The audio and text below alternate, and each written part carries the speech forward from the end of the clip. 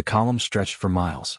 Steel tracks ground against frozen earth, throwing up clouds of dust that hung in the winter air like fog. 73 tanks.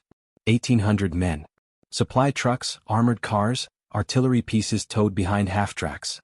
The entire 21st Panzer Division, one of the most decorated armored units in the European theater, was moving through the Ardennes forest in December 1944. Their objective was clear: break through the thinly defended American lines, cross the Meuse River, and split the Allied advance in two. But none of them would reach the river. At 0630 hours, the lead vehicle, a Panzer IV commanded by Hauptmann Friedrich Steiner, arrived at a crossroads deep in the Belgian countryside. Two roads diverged into the mist. On the left, a weathered wooden sign pointed toward Bastogne. On the right, another sign indicated the route to Liège. Steiner consulted his map. According to reconnaissance, Liège was the correct path. The sign confirmed it. He gave the order. The column turned right. What Steiner didn't know was that the sign had been moved. 18 hours earlier, under cover of darkness, a three-man team from the American 23rd Headquarters Special Troops had crept through enemy-held territory with nothing but a toolbox, a replacement sign, and orders that made no tactical sense to anyone outside a very small circle of Allied intelligence. Their mission wasn't to blow a bridge or assassinate an officer. It was to lie. To make the earth itself deceive. By the time the German command realized what had happened, the 21st Panzer Division was 30 kilometers off course, tangled in narrow valley roads designed for farm carts, not 70-ton war machines. They were out of fuel, exposed to air attack, and completely unable to support the main offensive that depended on their arrival. The entire northern thrust of the Ardennes counteroffensive, what history would call the Battle of the Bulge, began to collapse. A single sign. A quiet act of sabotage that required no explosives, no gunfire, no casualties. Yet it changed the outcome of one of the most critical battles in modern warfare. This is the story of how invisibility became a weapon. How deception, not firepower, decided the fate of armies. And how the most devastating strike of the war was delivered not by soldiers, but by ghosts. The Western Front in late 1944 was a study in exhaustion. After the success of the Normandy landings, Allied forces had pushed eastward with unprecedented momentum. Paris fell in August. By September, American and British divisions were hammering at the German border. But momentum has a cost. Supply lines stretched thin across France. Troops were tired. Winter arrived early and brutal. German high command saw an opening. The plan was audacious: gather the last reserves of armor and infantry, punch through the weakest point in the Allied line, the Ardennes forest, and drive west to the port city of Antwerp. If successful, it would cut off the British and Canadian armies in the north, encircle massive numbers of Allied troops, and buy enough time to negotiate a favorable peace. It was desperate. It was also Germany's last real chance. The offensive began on December 16. Fog and snow grounded Allied aircraft. German forces achieved total surprise. Within 48 hours, entire American regiments were overrun or surrounded. The front lines, so carefully established over months of grinding combat, shattered. But the plan depended on speed. Armored divisions needed to seize key bridges and road junctions before American reinforcements could react. Fuel was scarce. Every hour mattered. Every kilometer. The Germans had calculated their routes down to the minute. Maps were distributed. Objectives assigned. The operation was a clockwork of logistics and violence. That's where the deception began. The 23rd Headquarters Special Troops was not a typical military unit. Officially designated a Tactical Deception Unit, it was composed of artists, designers, sound engineers, and radio operators. Before the war, many of them had worked on Broadway and advertising agencies in Hollywood studios. Now they applied those skills to a different stage. Their job was simple in concept, nearly impossible in execution. Make the enemy see things that weren't there. Make them hear divisions that didn't exist. Make them fear attacks that would never come. And occasionally make them trust roads that led nowhere. The unit had been deployed across Europe since the summer of 1944, supporting major operations with inflatable tanks, fake radio traffic, and elaborate sound effects played through massive speakers. They called it atmosphere. The Germans called it intelligence. Both were right. But the Ardennes required something different. The forest was dense, the weather appalling, the time frame brutally short. There was no room for elaborate deception schemes involving dummy equipment or scripted radio chatter. What was needed was surgical precision. A scalpel, not a hammer. The idea came from Captain Harold Dahl, a former civil engineer from Illinois. He'd been studying captured German maps and noticed something. The Axis forces relied heavily on local road signs to navigate unfamiliar terrain. Their own maps were often outdated or inaccurate, a consequence of hasty retreat and disrupted supply chains. German tank commanders, moving at night through enemy territory, depended on those signs as much as their compasses. Dahl proposed a simple operation. Infiltrate behind enemy lines. Locate key crossroads along projected German routes. Swap the signs. Let confusion do the rest. His superiors thought it was too small. Too uncertain. What if the Germans didn't even see the signs? What if they relied on maps alone? What if the deception was discovered? Dahl's response was rooted in engineering logic. Structures collapse at their weakest point. An army is a structure. And in the chaos of a winter offensive, navigating through fog and darkness, the weakest point wasn't armor or morale. It was certainty. The simple confidence that when a sign says Liège, it means Liège. On the night of December 15th, hours before the German attack began, 3 volunteers slipped through the snow-covered hills east of Bastogne. Sergeant Leonard Minsky, Private Thomas Wren, and Corporal Jean-Paul Durant, a Belgian liaison officer who knew the area. They carried no heavy weapons. No explosives. Just tools, replacement signs written in German, and a list of coordinates. The first crossroads was unguarded. They swapped the sign in 11 minutes. The second location had a German checkpoint 200 meters away. They waited until the sentries rotated, moved in silence and finished the job in 9. The third sign was the critical one. A junction that would funnel traffic either toward Bastogne, heavily defended and already under siege, or southeast into a narrow valley called the Our the River Corridor. A dead end for heavy armor. The kind of place where a division could get stuck for days. They repositioned the sign at 0400 hours. Then they disappeared into the forest. Hauptmann Friedrich Steiner was not a careless officer. At 32 he'd commanded tanks across North Africa, through Sicily, and along the Eastern Front before being transferred west. He knew how to read terrain. He knew the importance of reconnaissance. But he also knew that in war, you make decisions with incomplete information. You trust your maps. You trust your orders.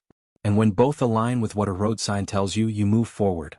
The 21st Panzer Division's objective was to cross the Meuse River and secure the western approaches to Liège. Intelligence suggested minimal resistance along their route. The roads were supposed to be clear. Speed was everything. When Steiner's lead tank reached the crossroads at dawn, he barely slowed down. The sign matched his map. The road looked navigable. The decision took seconds. Behind him, the entire column followed. What they entered wasn't a road. Not in any military sense. It was a rural route designed for local farmers, winding through steep hills and narrow passes. The further they drove, the worse it became. Trees pressed close on both sides. The road surface, softened by rain and snow, began to give way under the weight of the tanks. Vehicles bogged down. The column accordioned, stop and go, stop and go. By midday they were hopelessly snarled. Steiner tried to backtrack, but the column was too long. Reversing 70 tanks through a forest road is nearly impossible under ideal conditions. In winter, under threat of air attack, it became a nightmare. Radios crackled with confusion. Commanders argued over maps. Fuel gauges dropped. And then the American aircraft arrived. The fog had lifted just enough for reconnaissance planes to spot the stranded column. Within an hour, P-47 Thunderbolts were circling overhead. They didn't even need bombs. The Germans were trapped in a corridor with no room to maneuver, no cover, and no escape. Rocket fire and strafing runs turned the forest road into a graveyard of burning steel. By evening, the 21st Panzer Division had ceased to exist as a fighting force. The strange thing about deception is that it doesn't feel like warfare. There's no explosion. No heroic charge. No moment where you see the enemy fall. It's quiet. Almost administrative. You change a sign. You walk away. And somewhere, miles and hours later, consequences unfold that you'll never witness. The soldiers who moved that sign never saw the German column. They never knew if the operation worked until weeks later, when intelligence reports filtered back through command channels. Even then, the credit was vague. A navigational error by enemy forces. A failure to secure forward routes. The language of after-action reports is designed to obscure as much as it reveals. But the impact was undeniable. The northern thrust of the Ardennes offensive depended on multiple armored divisions converging simultaneously on the Meuse. The 21st Panzer was supposed to arrive at the river crossings on December 17, linking up with infantry units and creating a defensive perimeter while other divisions pushed west. Without them, the entire timetable collapsed. American forces, initially reeling from the surprise attack, gained precious time to regroup. Reinforcements from the south, Patton's Third Army, were able to relieve Bastogne before it fell. The 101st Airborne, surrounded and outnumbered, held long enough for help to arrive. The offensive stalled, then reversed. By January, the Germans were in full retreat. The war would continue for 4 more months, but the outcome was no longer in doubt. And it all hinged in part on a piece of wood with an arrow painted wrong. This kind of warfare, where the battlefield is information, where the weapon is belief, has ancient roots. Sun Tzu wrote about deception 25 centuries ago. All warfare is based on deception. When able to attack, we must seem unable. When using our forces, we must seem inactive. The Greeks used the Trojan horse. Hannibal lit fires on the horns of cattle to simulate troop movements. Deception is as old as conflict itself. But the 20th century industrialized it. World War I introduced large-scale camouflage, dummy trenches and false radio transmissions. By World War II, entire units existed solely to deceive. The British had their double-cross system, turning captured spies into channels for misinformation. The Americans built fake armies in England before D-Day, inflatable tanks, plywood landing craft and scripted radio chatter, to convince the Germans that the invasion would come at Calais, not Normandy. The 23rd Headquarters Special Troops was part of this evolution. But their work in the Ardennes represented something more refined. Not a grand illusion but a surgical edit. A single change in the information environment that cascaded into chaos. The genius was in the simplicity. Road signs are ubiquitous. Trusted. Invisible in the sense that we rarely question them. They belong to the landscape the same way trees and rivers do. Altering one required no advanced technology, no massive resources. Just understanding human behavior under stress. Soldiers moving fast through unfamiliar territory, exhausted and operating in darkness, will rely on the simplest available information. They won't stop to verify every sign against a map. They won't second-guess what appears obvious. Certainty is a survival mechanism. And deception works by exploiting that mechanism. The German column followed the sign because trusting it was easier than doubting it. Because doubt requires time and they had none.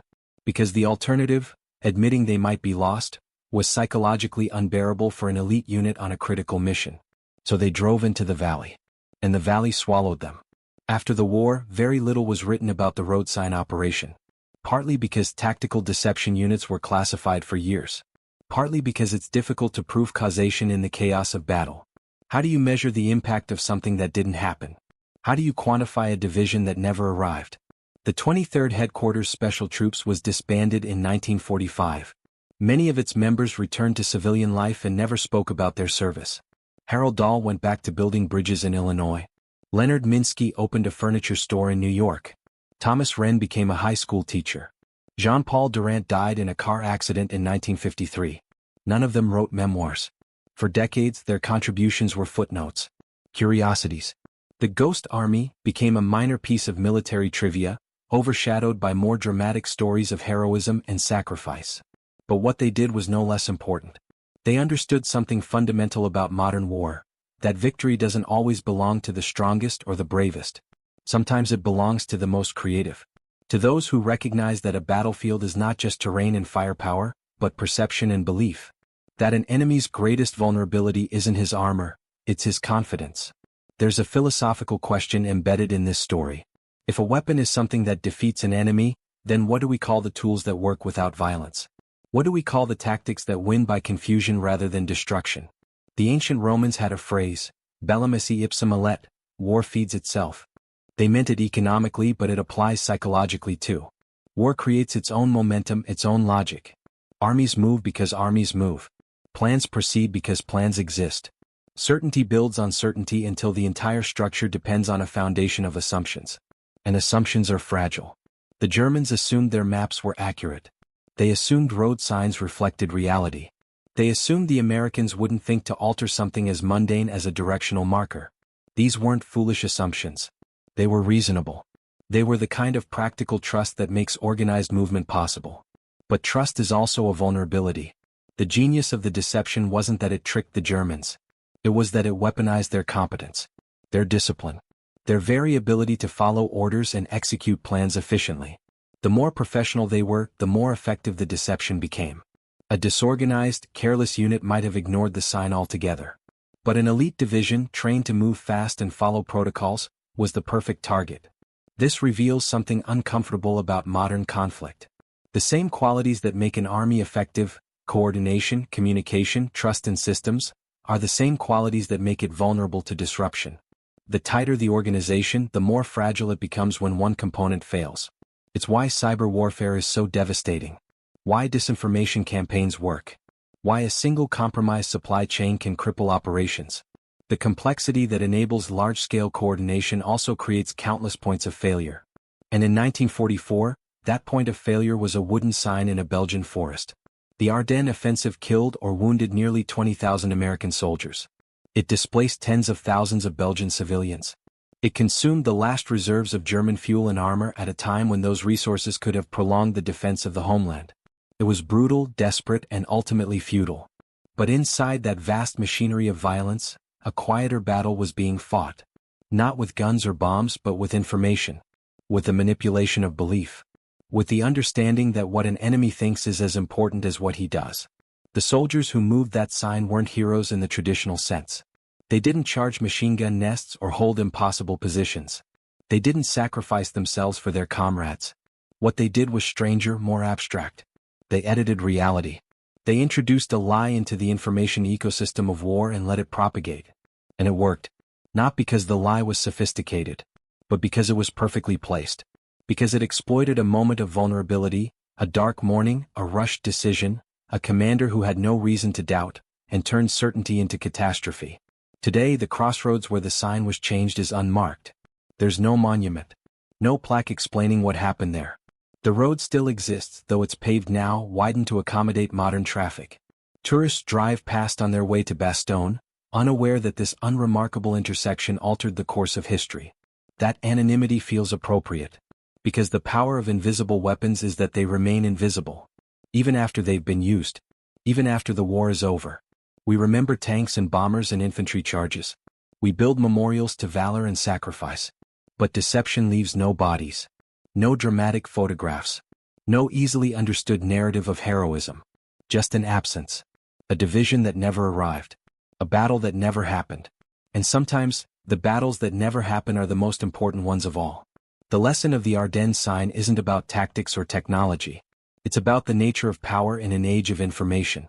About how fragile certainty is and how easy it is to disrupt.